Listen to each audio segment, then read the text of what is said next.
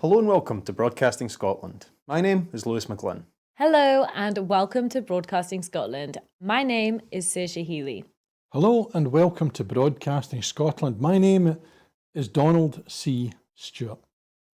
Broadcasting Scotland is Scotland's independent broadcaster, providing factual news, reporting on the issues important to the people of Scotland. We are committed to public service broadcasting, and with your support, we will produce even more programmes. Provide opportunities for young people interested in media production and broadcasting, and challenge preconceptions of what Scottish media looks like, amplifying Scotland's voice and reflecting its communities. We can already deliver high-quality live news, and we will create the highest quality programmes for you to enjoy. But we can only do that with your support. So please subscribe to and share our channel or donate to Broadcasting Scotland via the link in the description.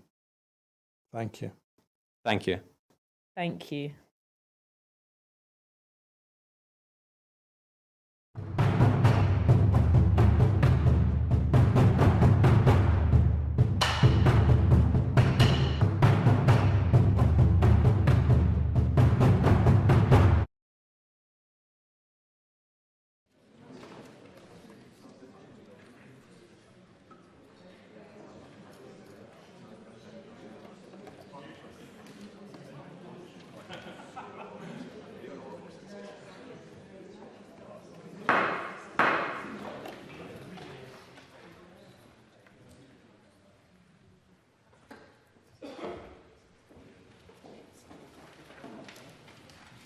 The first item of business is general questions. In order to get as many members in as possible, I'd be grateful for short and succinct questions and answers to match. And at question number 1, I call Craig Hoy. Thank you, Presiding Officer. To ask the Scottish Government when the Cabinet Secretary for Justice and Home Affairs last met with the Chief Constable of Police Scotland. Cabinet Secretary Angela Constance. Presiding Officer, I regularly meet with the Chief Constable and other members of Police Scotland's executive team, and my last meeting was on the 20th of August. While the Chief Constable is accountable to the Scottish Police Authority, our meetings provide an opportunity to focus on matters of strategic importance and the key priorities for policing. Craig Hoy. I thank the Minister for that answer. She will be aware of a spike in antisocial behaviour across the bus network in Scotland. In East Lothian, this has included young people lobbing rocks at buses and assaults on passengers. Last week, a pregnant woman was allegedly pushed off a bench while waiting at a bus stop in Tranent. She was left bleeding and in pain, and after waiting an ambulance, she tragically later miscarried. Her husband has appealed to parents and family members to speak to young people to, and I quote, remind them every day how to respond and respect people and behave in public places.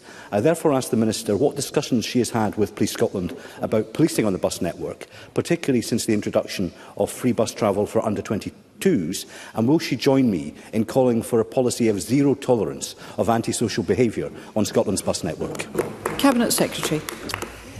Thank you, Presiding Officer. And the circumstances in which the member narrates are indeed truly shocking. We, of course, should be thankful that the vast majority of our young people are young people to be proud of and are excellent citizens and contributors to the country in which we live on.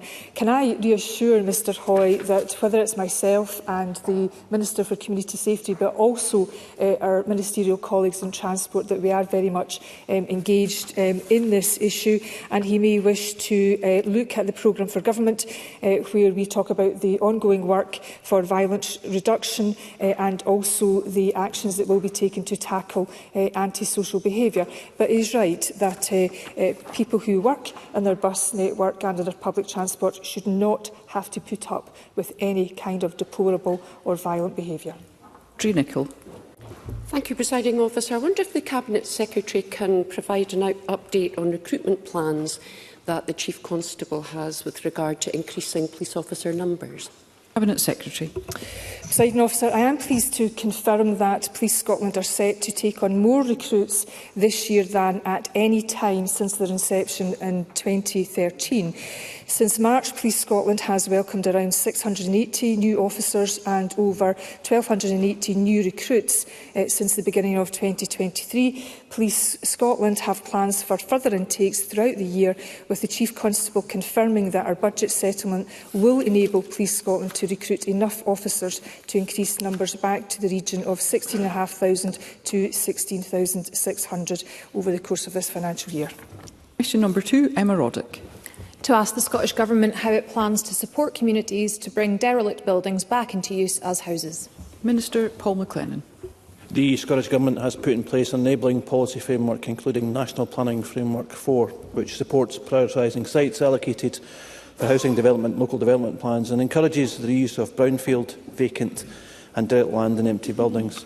Support is also available for viable projects through a variety of mechanisms. For example, the Rural and Islands Housing Fund. It is, of course, for each local authority to determine its housing strategy and implementation with regard to the Affordable Housing Supply Programme. Emma Roddick. I was in Rowley recently discussing the massive impact of 6 new homes being built in the community. However, while the population is currently around 200, it's estimated that there are already enough homes in Rowley to support up to 500 people. They're just not being used as homes, and 46% of them are empty. Building new houses, especially in rural and island areas, can be cheaper than repairing and retrofitting, and lots of depopulating areas have significant waiting lists for housing and a significant presence on Airbnb. What more will be done to support rural and island housing providers to buy back, repair and retrofit existing homes? Minister. Just on the Rowley Development Trust and their Carbon Neutral Island project, I've had the pleasure of meeting them twice online to discuss the project and the broader project about what they're trying to do, and officials obviously continue to work closely with them. I mentioned before about the Rural Housing Island Fund. And of course, coming back to Rowley, their affordable housing plans have embedded the aim of assisting households in Ireland to improve not just the housing situation but also energy efficiency of their current stock, and I think commend them on the work that they're doing, but happy to discuss the issue further with Ms Roddick. Question number 3, Christine Grahame. Thank you very much, Presiding Officer. To ask the Scottish Government how much it has spent on mitigating any UK Government reductions to UK-wide benefits since 2019. Cabinet Secretary Shirley-Anne Somerville. Since 2019, we have invested £750 million mitigating the impacts of UK Government policies such as the harmful bedroom tax and benefit cap and shortfalls in local housing allowance rates. This includes almost £134 million this year through activities such as the discretionary housing payments and Scottish Welfare Fund. This money could fund around 2,000 teachers or Band 5 nurses each year, or further ambitious anti-poverty measures like our game-changing Scottish Child Payment. Christine Grahame. I thank the Cabinet Secretary. That brings home the cost of being in the Union and under the UK economy. Can I ask the Cabinet Secretary, however, to focus on the bedroom tax or the spare room tax, which we do mitigate? Can you tell me how many homes are helped by the government paying that, and so that they don't have to meet it themselves? Cabinet Secretary. Well, I think Christine Grahame raises a very important point, Presiding Officer, because it can be perhaps assumed that the bedroom tax has been scrapped. It has not, either under the previous Conservative governments, and certainly no announcements that Labour will do anything like taking such a measure. We still remain committed to mitigating the bedroom tax in full, and that does help 92,000 households in Scotland to sustain their tenancies, an important aspect both in anti-poverty and in our housing policies. Question number 4, Alec Rowley. Presiding Officer, to ask the Scottish Government what action it's taken in light of the most recent annual update on suicide statistics, showing that people living in Scotland's most deprived areas are 2.5 times more likely to die by suicide than those living in the least deprived areas. Minister Marie Todd. Firstly, let me say that every life lost to suicide is an absolute tragedy, and my condolences go out to the families and communities who are behind these numbers. Tackling the causes and effects of poverty is a key government mission. It's also central to the ambitious programme of work being taken forward across government and within communities under our joint Scottish Government COSLA suicide prevention strategy. We're focused on reducing deaths by suicide while tackling inequalities, supporting deprived and marginalised groups who are at greater risk, Alongside our social campaign, increased peer support and targeted programmes supporting communities is critical. And since 2021, we've awarded nearly 5,000 grants totalling £66 million to local projects through our Communities Mental Health and Wellbeing Fund for Adults. Alex Rowley. Thank the Minister for that answer, and I agree that behind all these deaths is a person, their family, their friends and their loved ones, and a lot of heartbreak. Can I ask the Minister, when will the Scottish Government be reporting on the impact of the 2023-2024 priorities in the Suicide Action Plan? And does she agree that we must understand what the impact of these plans and strategies are if we've to move forward and try and reduce the number of suicides that are happening in Scotland? Minister. So certainly, just last month we had the first meeting of the leadership board for the mental health and wellbeing plan. I'm more than happy to write to the member and let him and update him on what work is ongoing and how the plan is likely to be implemented. You'll know, of course, that the suicide implementation plan will be carried out over a period of 10 years, whilst there is a focus on the early stages of that plan. It is a long-term plan, and I'm happy to write to him with more details about how we'll keep Parliament aware of how that is progressing. Bill Kidd. Thank you, Presiding Officer. As the Minister said, every life lost to suicide is a huge tragedy, and my thoughts, I know that will be across the chamber, are with all those affected.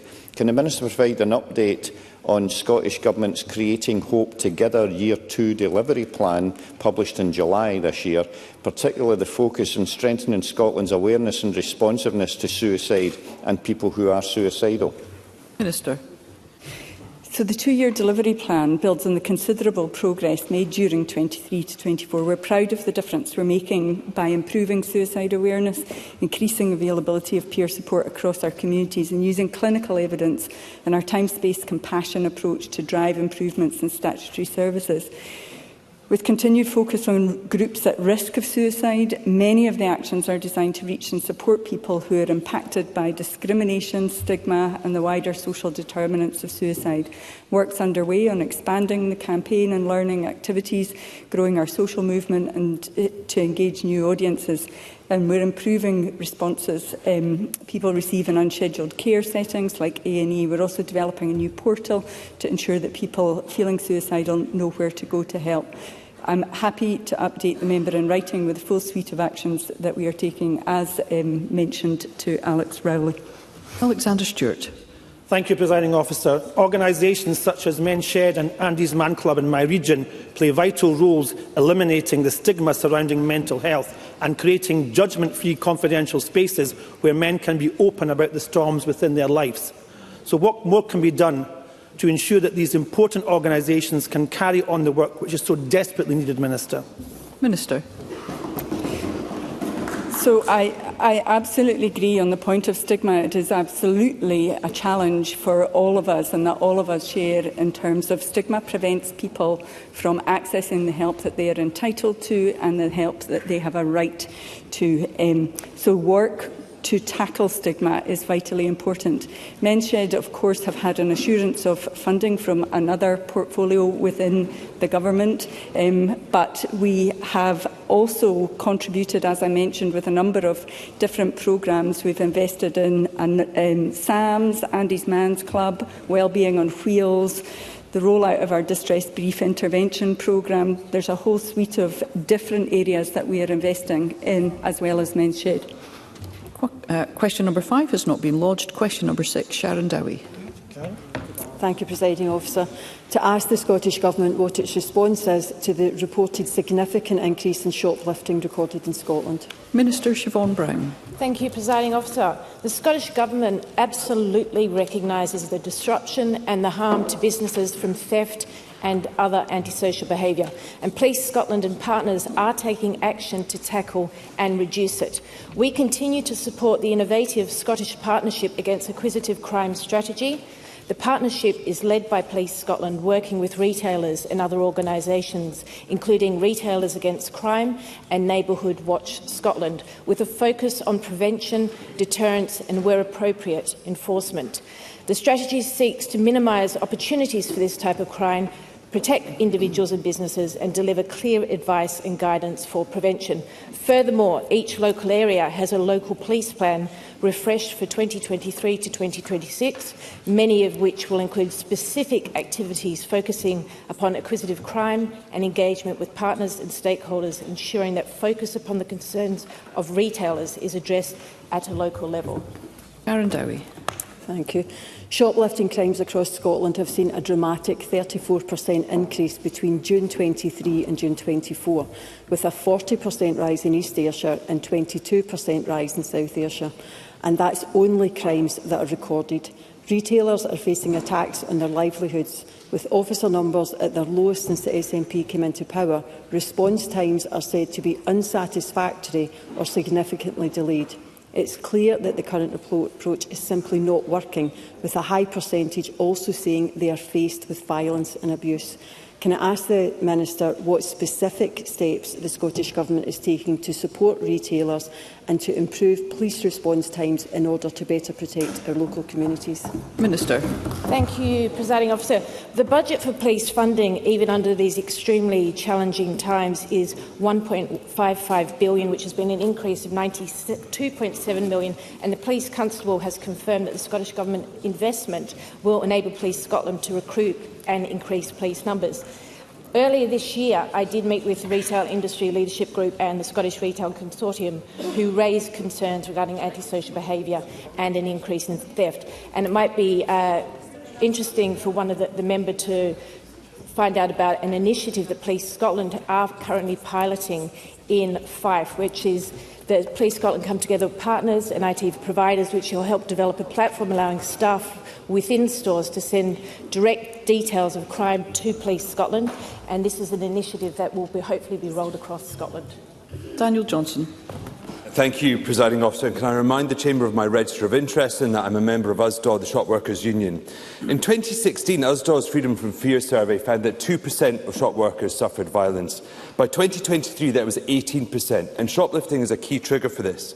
Now, the Minister just mentioned information sharing, but what steps can be taken to spread that across the country? Because while we understand that police can't attend every single incident, what is important is that evidence is gathered and those who repeatedly carry out these crimes are brought to book, prosecuted and punished for these crimes, which ultimately often end up in violence and shop workers suffering.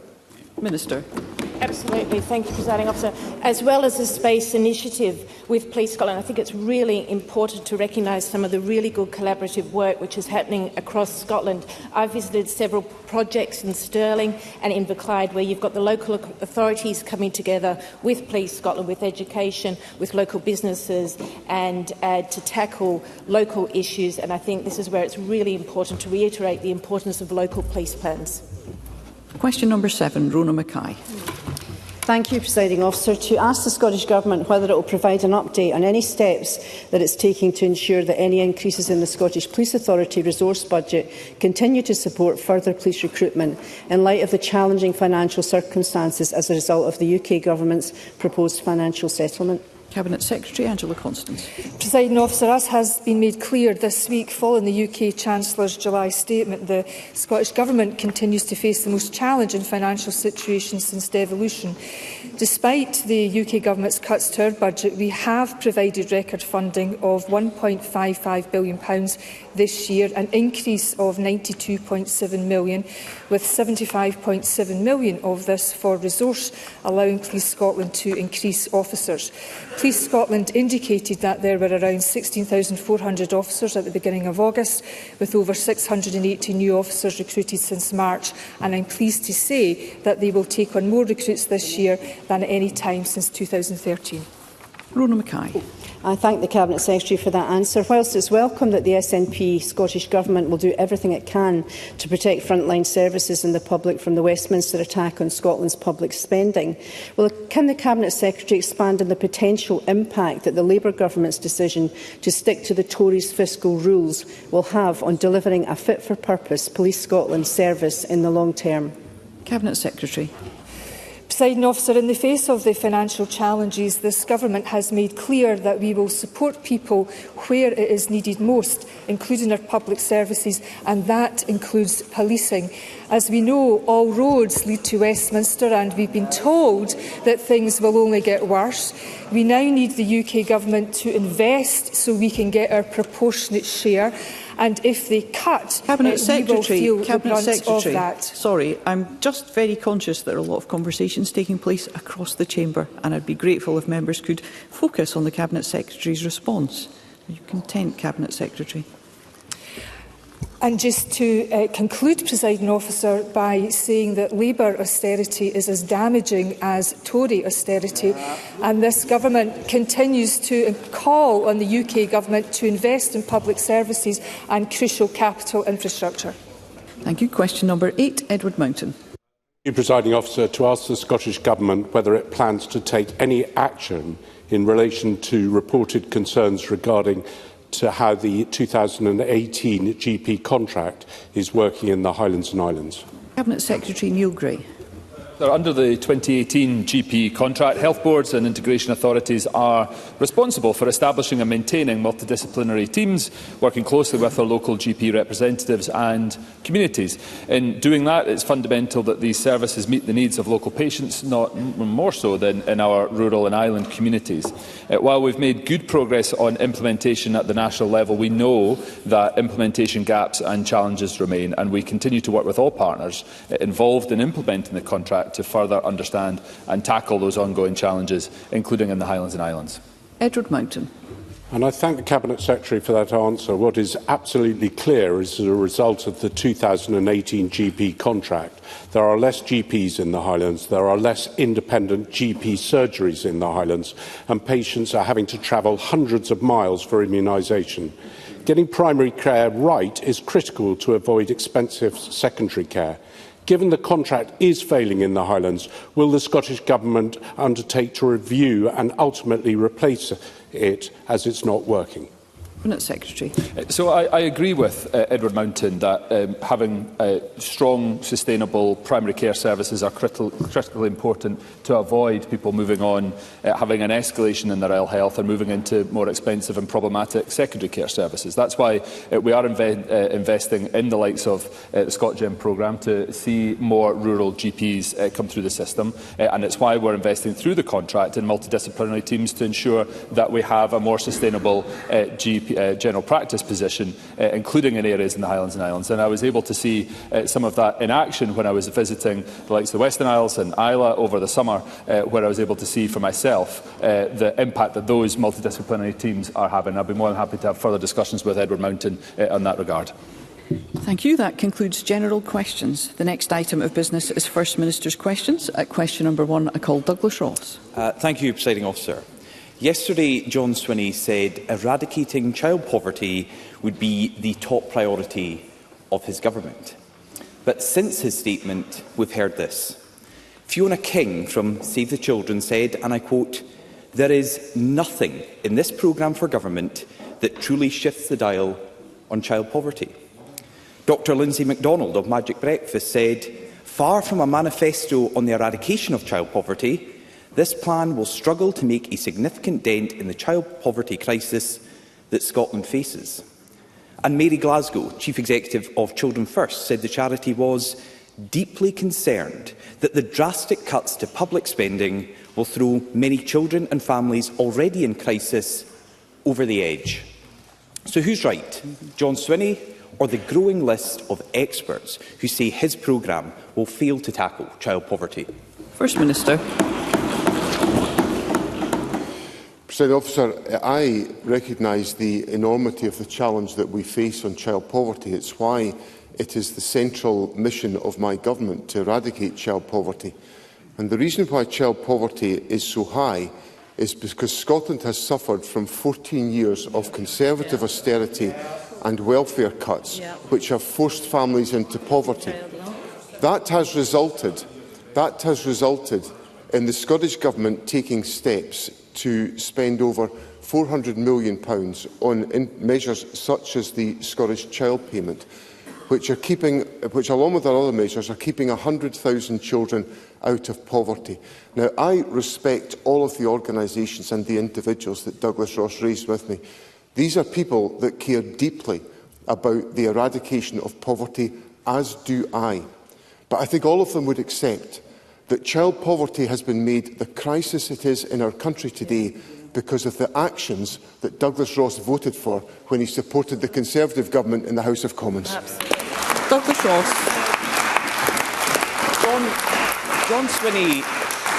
John Swinney says he respects and cares deeply about these experts. These experts were not speaking about previous decisions of the UK Government or current decisions of the Labour Government. They were commenting on his programme for government. They were commenting specifically on the lack of action within it to tackle child poverty. So if the First Minister won't listen to these experts, perhaps John Swinney will listen to John Swinney. When he was Education Secretary, he announced the policy of free school meals for every primary school pupil in Scotland, and he said this: "We must not go back to kids going hungry in the classroom." Now, first that was supposed to happen in 2022, then it was delayed to 2026, and now the programme for government seems to ditch it entirely. So can the First Minister be honest with people across Scotland? Will his government deliver their promise of free school meals to all primary school pupils during this session of Parliament? First Minister. I in no way dismissed the expert commentary that Douglas Ross put to me, and I will not have him misrepresenting my words in Parliament, because I respect all of those commentators, just as I respect the Joseph Rowntree Foundation, who said in their UK poverty report in 2023, divergence in policy across nations will probably drive greater disparity in poverty rates across the UK. Scotland has taken decisive action in defining child poverty targets in legislation and enhancing the benefit system with the Scottish Child Payment.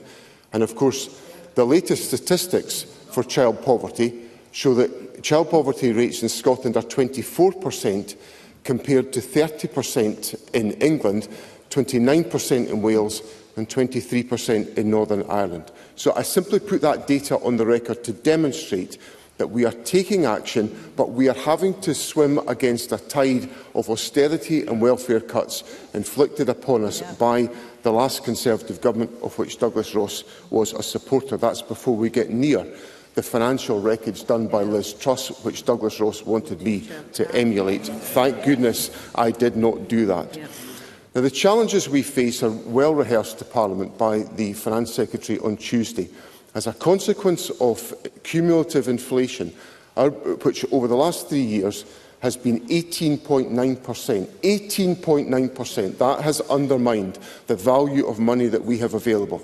The Government will deliver the commitment that I set out yesterday to ensure that free school meals are available for all primary 1 to 5 pupils on a universal basis and primary 6 and 7 who are eligible for the Scottish Child Payment, and will deliver that in this parliamentary term.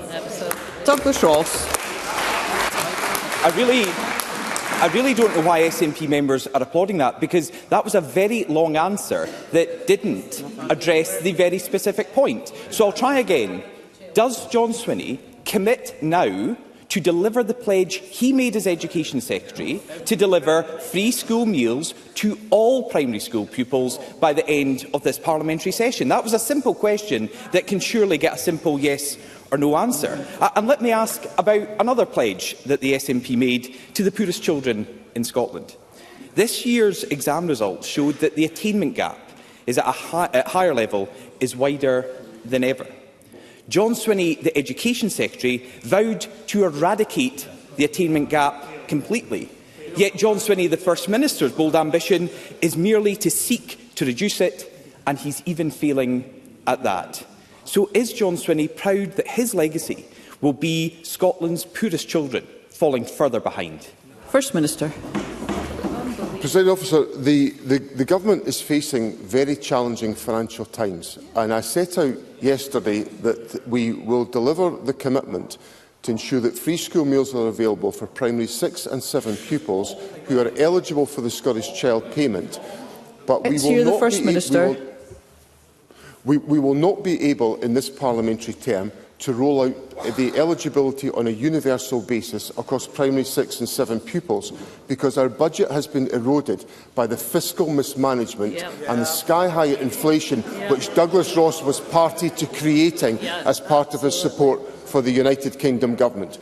Now, on the question of the attainment gap, the Government, of course, has given steadfast support to the education system through the delivery of the Scottish Attainment Challenge and pupil equity funding. And what do we see? We see, amongst young people leaving school and going into positive destinations, the attainment gap has reduced by 60%. 60%. That is transformational for the lives of young people in Scotland, and I'm glad the Government delivered those commitments. Douglas Ross. Well, I'm glad at my second attempt I was able to get an honest answer out of John Swinney. He has confirmed that the SNP are breaking their promise to deliver free school meals to all primary school pupils in Scotland.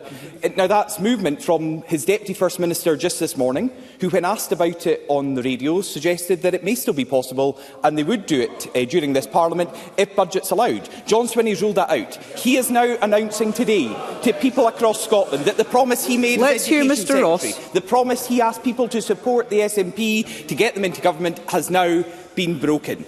Eradicating the attainment gap was supposed to be the SNP's #1 priority, but the attainment gap is as wide as ever. And now it's clear that the top priority of eradicating child poverty is going to go the same way, because the First Minister has just announced they have abandoned their pledge to provide free school meals for all. For 17 years, this Government has overpromised and underdelivered for Scotland's children. No one will believe yet another empty SNP promise to add to the pile. This week's programme for government was supposed to be John Swinney's big relaunch, but instead we got more of the same from an SNP government that is out of ideas and out of ambition. So are broken promises, like the one John Swinney has just announced today, the best he has to offer Scotland's children? First Minister.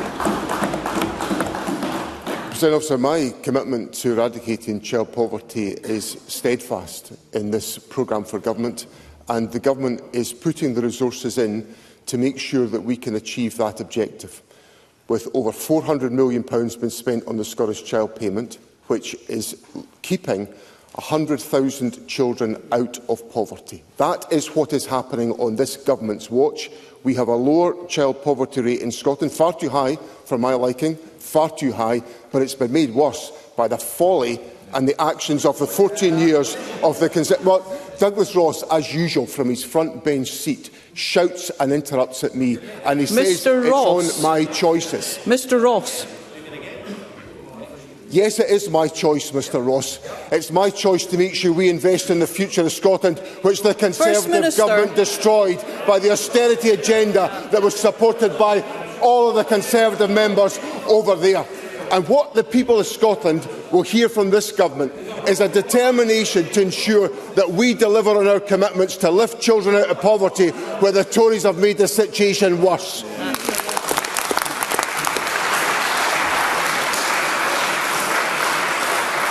Before we move to question 2, I will remind members of the requirement that they conduct themselves in a courteous and respectful manner, and that includes respecting the authority of the presiding officer when they're asked to desist from behaviour that is neither. We move to question 2, and I call Anna Sarwar.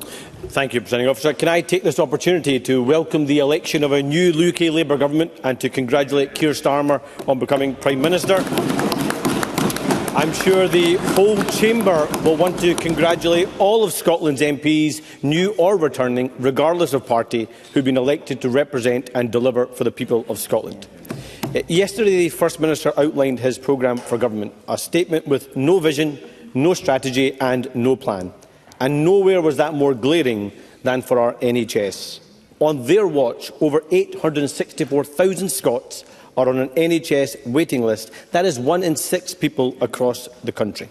Now, the previous 2 First Ministers promised a catch-up plan and things got worse. But this First Minister didn't even mention it. And unbelievably, despite growing demand and lengthening waiting lists, our NHS is performing 50,000 fewer operations a year than before the pandemic. So by what date does John Swinney expect patients to receive the standard of care they deserve and that they are legally entitled to? First Minister.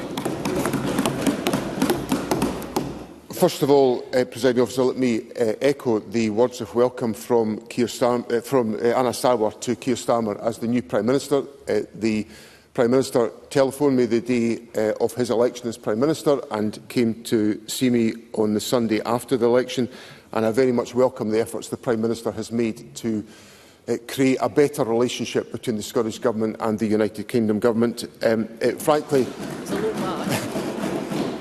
Frankly, couldn't have been any worse than it was before, but I do acknowledge that effort, and there have been a series of other engagements, and on some of the really significant issues that we are wrestling with, both governments, there has been deep engagement on some of those questions, which I welcome, and that will be, and the Scottish Government will engage in all of that activity.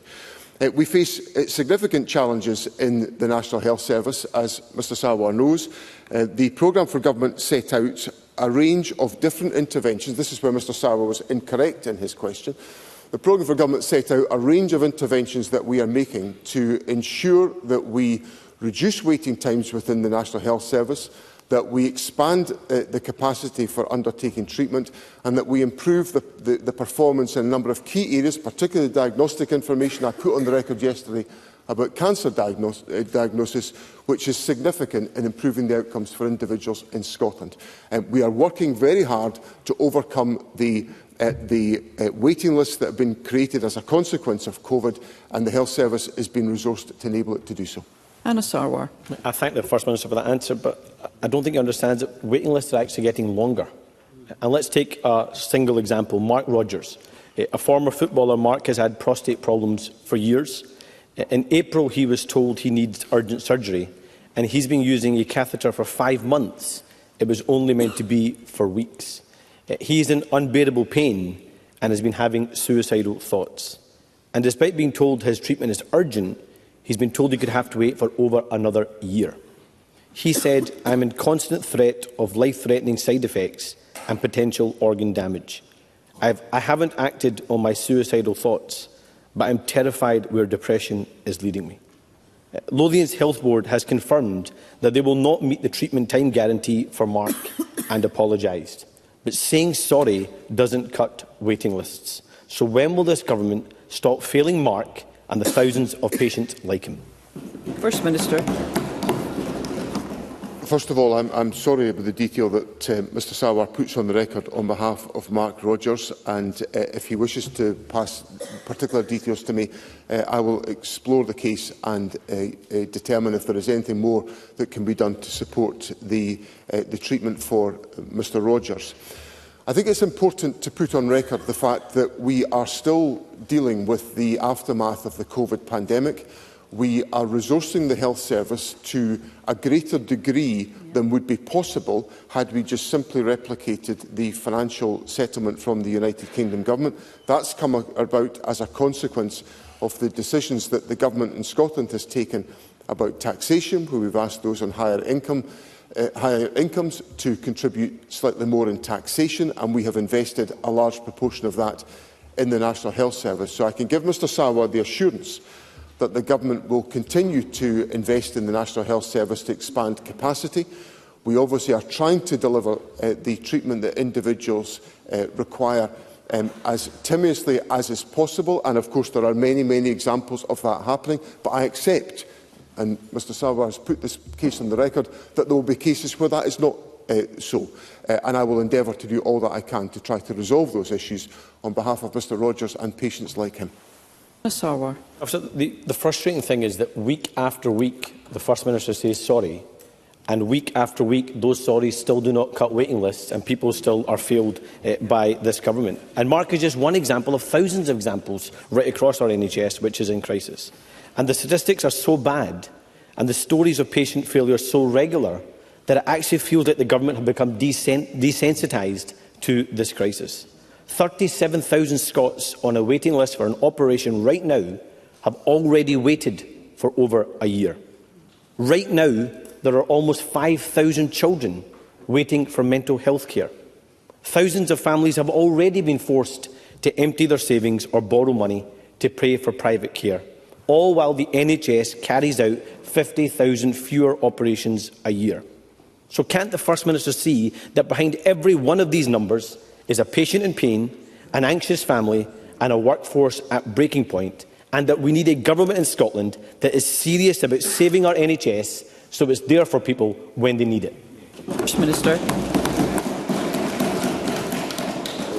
Can I reassure Mr Sarwar that there is nobody in government, certainly not me and certainly not the Health Secretary, who is desensitised to the scale of the challenge, and we are very much focused on improving the performance of the National Health Service. Mr Sarwar talked about one of the examples that he cited was about children's access to mental health services, and there is a stronger performance being delivered there, and I welcome that. That's come about because of the commitment and the dedication of staff and the ability to expand capacity to do that.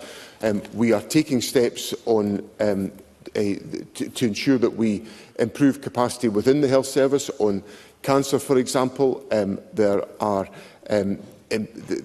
is strong performance in terms of the median waits for individuals receiving treatment.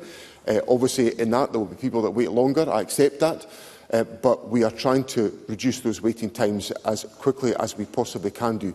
And that will remain the focus of policy making and decision making within the Scottish Government. And it commands the full attention of the Health Secretary and me as part of that process. Question number 3, Lorna Slater. Free school meals for all primary school children was a commitment the Scottish Greens secured back in 2021. This was being delivered when we were in government. Policy right up until April this year was to roll out universally to all children in P6 and 7 by 2026. The Scottish Greens champion free school meals for all because we know that getting school meals to all kids is an effective way to mitigate the impacts and stigma around child poverty. Yet as soon as the Greens are out of the room, the Scottish Government drops the policy. So, can the First Minister explain how we're supposed to take seriously his commitment to tackle child poverty? First Minister. The Government is facing acute financial challenges because of the persistence of the austerity agenda, because of the cumulative effect of inflation, which has eroded our budgets to a value of about 1/5 in the course of the last 3 years. And because we're having to find about £800 million in this financial year to meet public sector pay claims. Now, Lorna Slater will know from her experience in government that once the financial year starts, the government cannot expand the resources that are available to us. We have a fixed sum of money available to us once the financial year starts. All we can do is either receive consequential funding from the UK Government, which might expand that, or we can reallocate resources within the budget. And what the Government has reluctantly undertaken to do is to take some decisions which will ensure free school meals are available to young people whose families are in receipt of the Scottish Child Payment, which focuses our work on tackling poverty. It absolutely focuses our work on tackling poverty at a time when we are facing acute financial pressure. And that's the difficult decision the Government has had to do. And what Lorna Slater will appreciate from her period in government is the Government regularly has to face up to difficult financial choices, particularly when we have a persistence of the austerity climate that we thought we'd seen the back of with the Conservatives. Lorna Slater. During our time in government, the Scottish Greens scrapped peak rail fares. We introduced a groundbreaking fund to restore nature and create jobs across rural Scotland. We introduced legislation for a robust system of rent controls. We were on track to ban conversion practices and roll out free bus travel to asylum seekers. All this work is being undone, slashed, watered down or shelved. And now the betrayal of free school meals. The message of this week's programme for government is if you want progressive green policies, you need to vote to have Greens in the room. What does the First Minister have to say to voters who backed these policies and now feel let down? First Minister. Can I just make clear to Lorna Slater's question gives me the opportunity to make clear that the Government is progressing with the legislation to ban conversion therapy in Scotland, but we think it's a pragmatic step to take to work with the United Kingdom Government to determine if there is a UK-wide approach to this which would enable us to avoid some of the difficulties that we found ourselves in relation to the gender recognition legislation. And that is no walking away from the commitment to end conversion therapy. That is a pragmatic step to try to avoid some of the legislative difficulties this Parliament found itself on conversion therapy. So I hope that provides some degree of reassurance. Now, Lorna Slater asked me what my message is to people at this particular time. Well, we can look at that a number of ways. The Government has put in place and agreed and supported pay deals that will be lifting families out of poverty because of the pay deals that we have agreed. There will be household incomes that will be increasing substantially. Poverty will be eroded because of the above-inflation pay increases this Government is prepared to sanction. Now, I cannot spend the same money twice. I understand the anguish that people feel about these choices, but I cannot spend the same money twice. And the Government believes that avoiding industrial action in our public services so that we can address the issues that Mr Sarwar fairly puts to me about the performance of the health service is important by ensuring that we deliver pay deals that are commensurate. But I cannot, at the same time as deliver pay deals in a fixed budget, also afford some of the policy commitments that I would dearly love to be introducing, but I cannot because we are still bound by the shackles of austerity. Question number 4, Kevin Stewart. Thank you, Presiding Officer. To ask the First Minister what analysis the Scottish Government is undertaking of any impact that reductions to winter fuel payments will have on people in Scotland. First Minister. Presiding Officer, our analysis suggests that between 110,000 and 130,000 pensioners will remain eligible for a payment in Scotland this winter, a reduction of around 900,000 pensioners. The UK Government's decision to restrict eligibility for winter fuel payments, taken without any consultation with the Scottish Government, has and will have a devastating impact on pension age pension age winter heating payment. This represents a 90% cut to our devolved budget for delivering a universal payment. This is another example of Scotland being at the mercy of Westminster decisions, leaving us with no choice but to follow the UK Government decision. Kevin Stewart. Thank you, Presiding Officer. 9,078 of my Aberdeen Central constituents are pensioners, and many of them are living in poverty.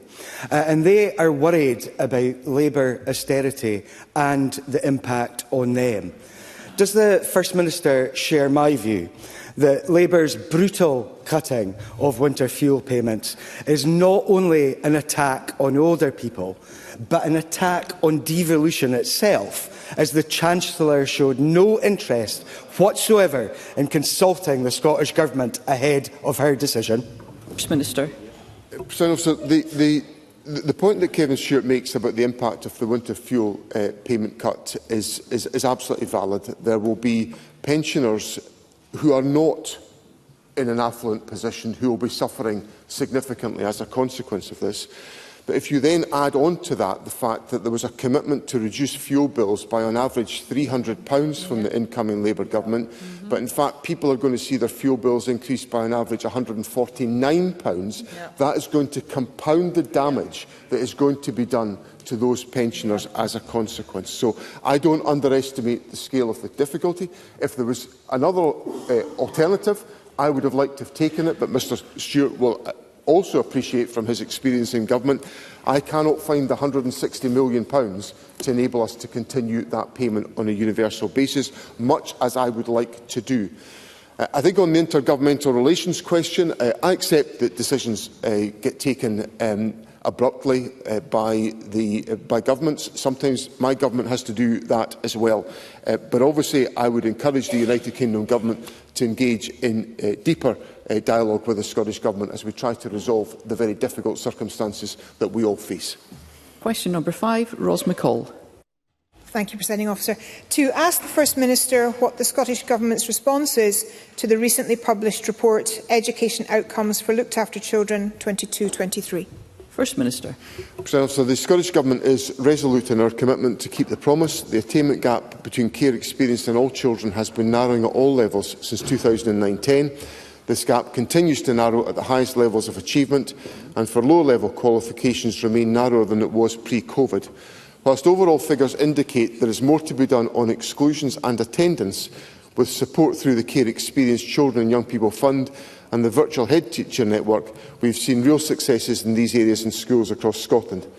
Working with Education Scotland, local government and the Promise Scotland, we must learn and build on this work to continue to improve outcomes for children and young people with care experience. Ros McCall. I thank the First Minister for that response, but I'm surprised. The key findings of this report are deeply concerning. Educational attainment has fallen, school attendance rates declining, and exclusion rates for looked after children has risen for the first time in 12 years and is almost 6 times the rate of all pupils. Despite commitments of the Promise, for which an example promised to scrap the exclusions for care experienced children, it's clear from this report that the Scottish Government is failing in this mission. Now, young people across Scotland are now seeing the chances of success increasingly determined by their own circumstances, which is shameful. First Minister, what has gone wrong here, and what more is the Government going to do to ensure our care experienced community get what was promised? First Minister. I think the Government's commitment to the promise is absolute. I was in government when the commitment was originally given. It will remain steadfast in any government that I lead, but I also recognise the challenges that we face here. The Education Secretary, just at the start of the school year, published the steps that have been taken in relation to behaviour and attendance within our schools, because we recognise, and this has been prompted by constructive discussion within Parliament, that in the aftermath of COVID, there are significant implications in relation to school attendance and behaviour as a consequence of the disruptive effect of COVID. And that affects all young people, and it will have an effect on care experienced young people into the bargain. So we will continue our focus on addressing these issues. There are, of course, other aspects of the work that we're taking forward which are being implemented as part of our commitments to the promise. One of them was the enactment of the provisions of the Children, Care and Justice Scotland Act 2024, which ends the placement of children in young offenders institutions in Scotland. I'm glad that came into force on the 28th of August, and I'm deeply grateful to everybody across our system who's made that possible. And that is just one other commitment in the promise which the Government has delivered, and we will deliver more. Thank you. More concise questions and responses will enable more members to have an opportunity to put questions. I call Martin Whitfield. Very grateful, Presiding Officer. The gap in attendance rates between looked-after pupils and all pupils in secondary schools has widened to 8 percentage points in 22-23. This means that the actions taken previously have not had a positive difference in getting these young people to school. So can the First Minister say what specifically is going to change to get attendance for care-experienced young people up? First Minister. I think some of the points that I recognise the point that Mr Whitfield makes, and some of the points are contained within the work that I set out in my original answer, where we will be trying to ensure that we maintain young people's engagement in education in all circumstances. Now, obviously, attendance would be desirable, ideal, Mr Whitfield shouts to me essential. I would like it to be essential, I'd like it to be ideal, but there are other ways of reaching children with their education, by taking their education to them if there is a difficulty getting them into school. And that's part of the measures that are being exhausted to make sure that we establish the connection with young people to maintain their education, and that approach will lie at the heart of the steps that we take. Question number 6, Jackie Baillie. To ask the First Minister what action the Scottish Government is taking in response to reports that newly qualified nurses are unable to find employment in the NHS despite there being over 3,300 whole-time equivalent unfilled nursing and midwifery vacancies. First Minister. President Officer, the Scottish Government hugely values the work of nurses and midwives. We continue to support our health boards to ensure that graduates can secure jobs in available roles within the National Health Service, and we work with boards to ensure that we reinforce their commitment to maximising the opportunities for newly qualified nurses to find employment. Jackie Baillie. Just yesterday, the First Minister promised women more support from pregnancy through birth. Yet in the past few weeks, my office has been inundated with emails from distressed midwifery graduates and newly qualified paediatric nurses unable to get jobs. Workforce planning needs to deliver safe staffing levels, yet hundreds of midwives and paediatric nurses are unemployed this year when we know there are serious staff shortages. At least £12 million has been spent on their training, but cuts and vacancy freezes mean that they don't have jobs. Existing staff are burnt out and leaving, patient outcomes are worse, and the government is in breach of its own legislation on safe staffing. So can I ask the First Minister whether this is just another case of SNP financial incompetence and his words yesterday were just empty rhetoric, or will he act to ensure that these nurses fill the vacancies we know exist in midwifery and in paediatrics? First Minister. Well, I would say to Jackie Baillie, I want to make sure that the skills and the talents of individuals are properly used within our health service. But under this government, qualified nurses and midwife numbers have increased by 16.1%. In paediatric nursing, the number of qualified nurses has also increased, and that's up by 1.7% in the last year. And across qualified midwife jobs, there's been an increase of 4.5% in the last year. So these are some of the commitments that we are delivering. Now, obviously, as I said in my original answer, I want to encourage health boards to ensure that they've got the resources and the staffing available to deliver the services and the support that I talked about in the programme for government yesterday, because I recognise that constancy of support, consistency of support is being essential in supporting women during pregnancy, and I want to make sure that the best outcomes can be achieved by that approach. Joe Fitzpatrick. Thank you, Presiding Officer. Presiding Officer, I'm sure the Chamber, including Jackie Baillie, will welcome the First Minister's comments around the 4.5% increase in the number of nursing and midwifery posts since last year. But can I ask the First Minister what further steps have been taken, particularly by the Nursing and Midwifery Task Force, to ensure that qualified nurses continue to be supported through the hiring process? First Minister. So the Nursing and Midwifery Task Force is working collaboratively with stakeholders, including the Royal College of Nursing and the Royal College of Midwives, to develop the actions that will help us to build a sustainable, attractive and respected nursing and midwifery workforce. So that's the workforce planning that I was being asked about a moment ago, which is being undertaken.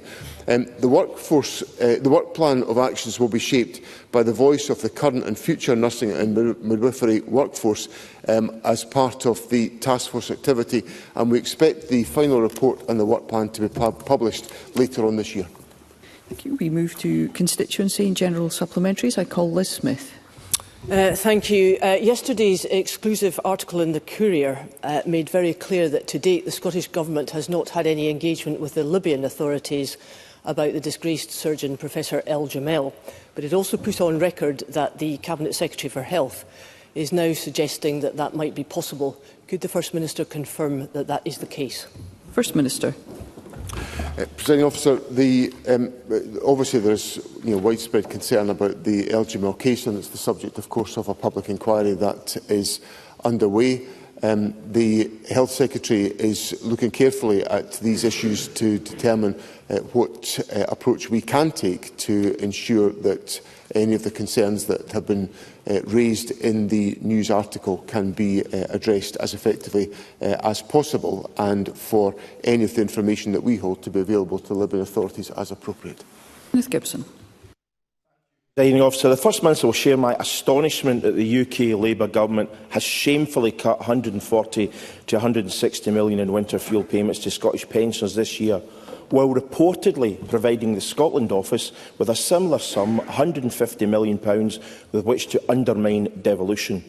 What does the First Minister believe that says about Labour's priorities and its approach to and respect for Scotland? First Minister. I was surprised by those reports because I thought we would be entering an era where, after the damage that was done to the powers of the Scottish Parliament by the last Conservative government, which were resisted by the Labour Party whilst in opposition in the Internal Market Act and the Subsidy Control Act, that we would see those provisions reversed. And I think that would be a good thing if those provisions were to be reversed, because they directly erode the powers of this Parliament. Yep. The public were never asked.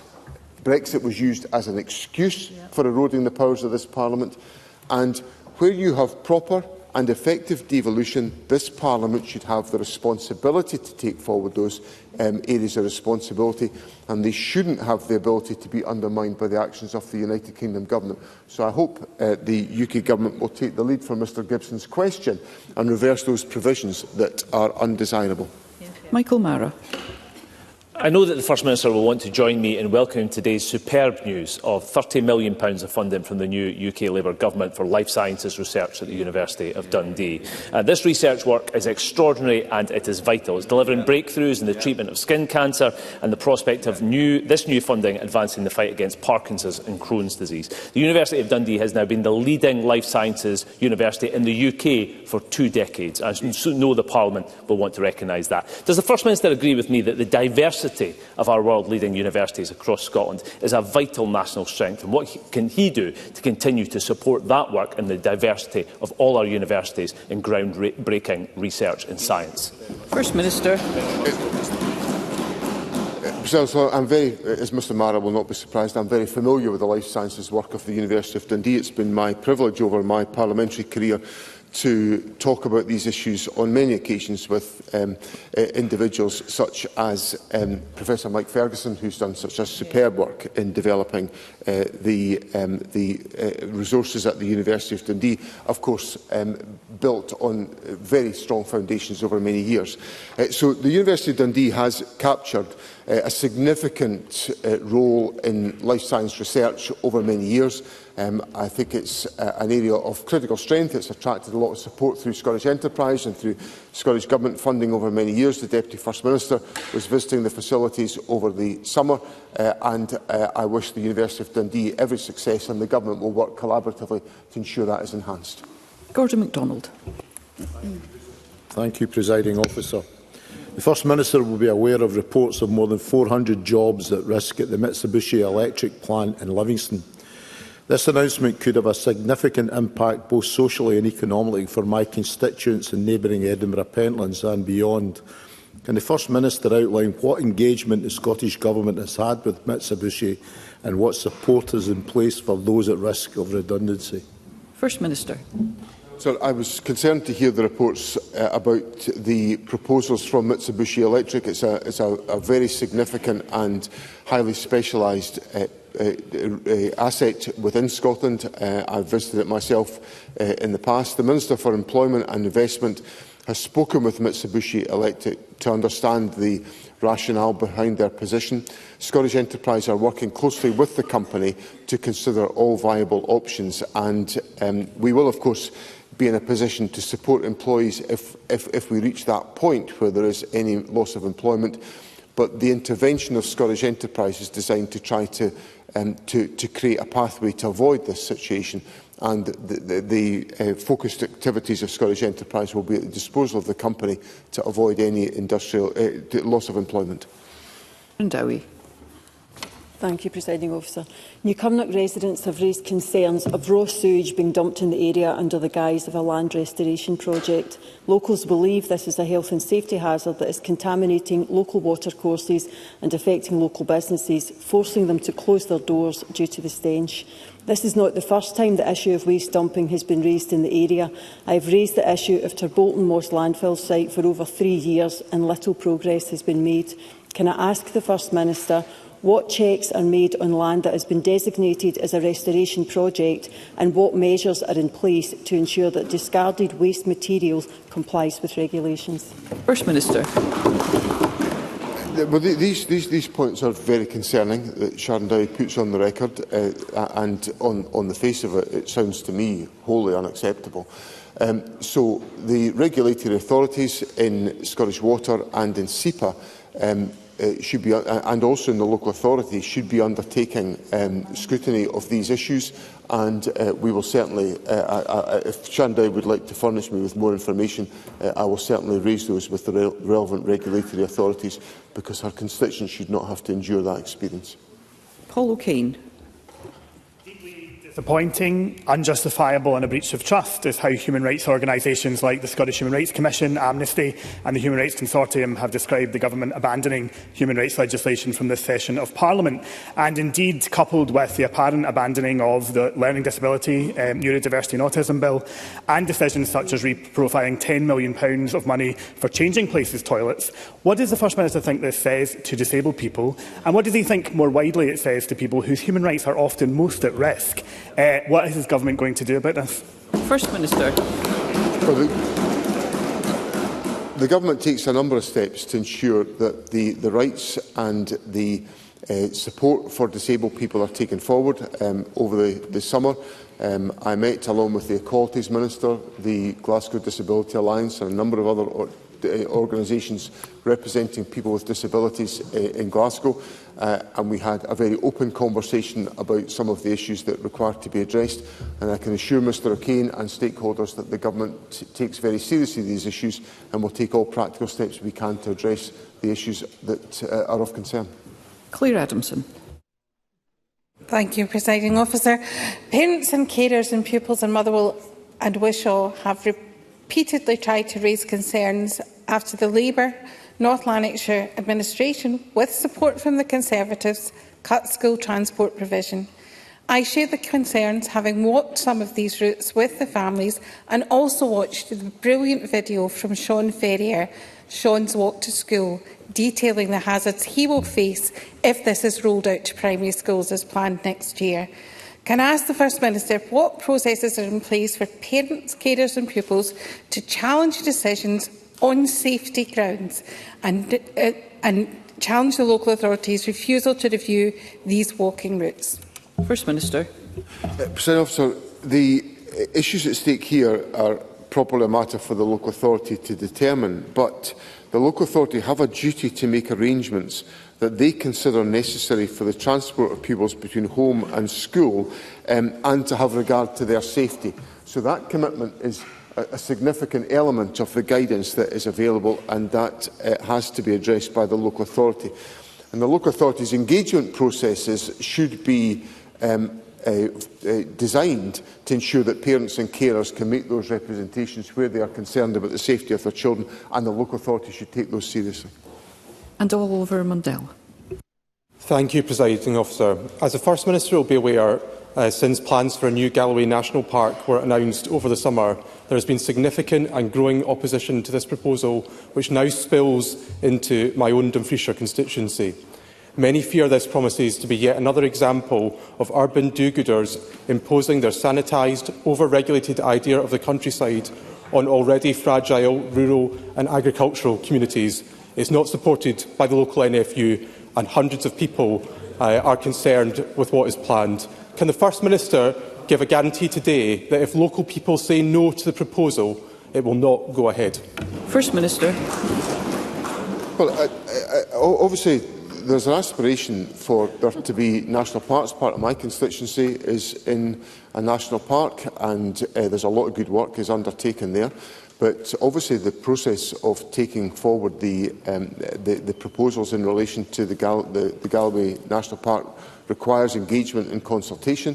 The Government stands ready to undertake that dialogue and discussion, and will obviously listen to the points that are put forward by Mr Mundell and his constituents, and the constituents who are influenced and affected by this, and will come to its conclusions. But I would simply encourage anyone who's got a view to express about this to take part in the consultation process. Thank you. That concludes First Minister's questions. The next item of business is a member's business debate in the name of Sarah Boyack, and there will now be a short suspension to allow those leaving the chamber and the public gallery to do so.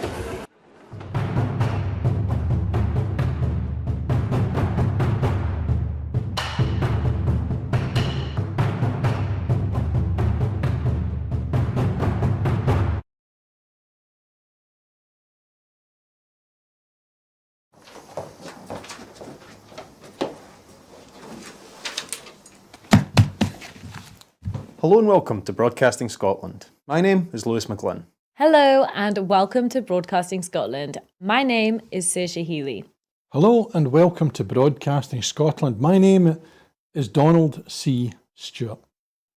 Broadcasting Scotland is Scotland's independent broadcaster, providing factual news, reporting on the issues important to the people of Scotland. We are committed to public service broadcasting, and with your support, we will produce even more programmes. Provide opportunities for young people interested in media production and broadcasting, and challenge preconceptions of what Scottish media looks like, amplifying Scotland's voice and reflecting its communities. We can already deliver high-quality live news, and we will create the highest quality programmes for you to enjoy.